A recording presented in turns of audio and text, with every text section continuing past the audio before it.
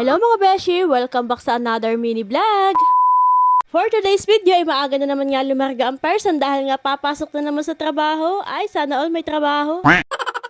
Inagahan na nga pala namin ngayon ang pasok dahil nakakahiya na sa aming amo. Lagi na lang kaming late.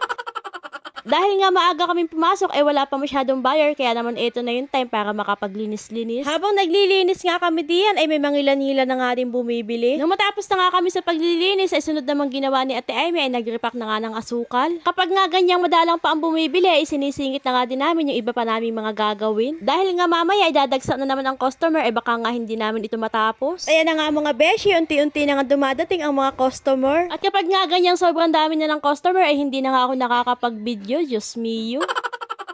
Siyempre, uunahin ko muna ang aking trabaho at baka nga ako'y matanggal sa aking tungkulin. Char!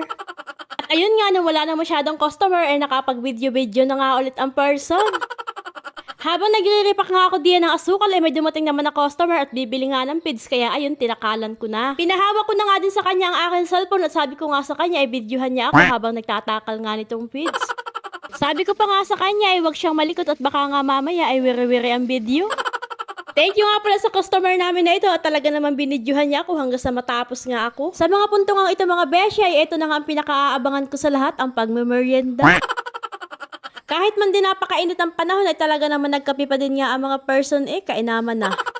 Pagkatapos nga namin magmerienda diyan ay diyon bumalik na nga ulit kami sa aming trabaho. Napakabilis nga lang din ang oras at maya-maya nga'y hapon na. At kapag nga ganyang hapon na ako excited na naman dahil nga tatanggap na naman ako ng sweldo, ay yun naman. May panghulog na naman sa card, kainaman na.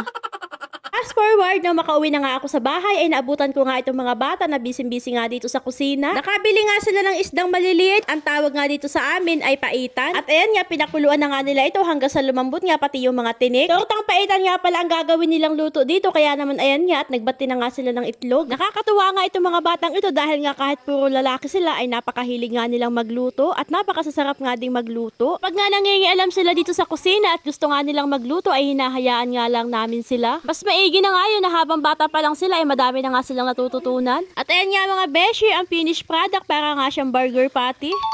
In fairness naman sa lasa nito at talaga naman tamang-tama ang pagkakatimpla.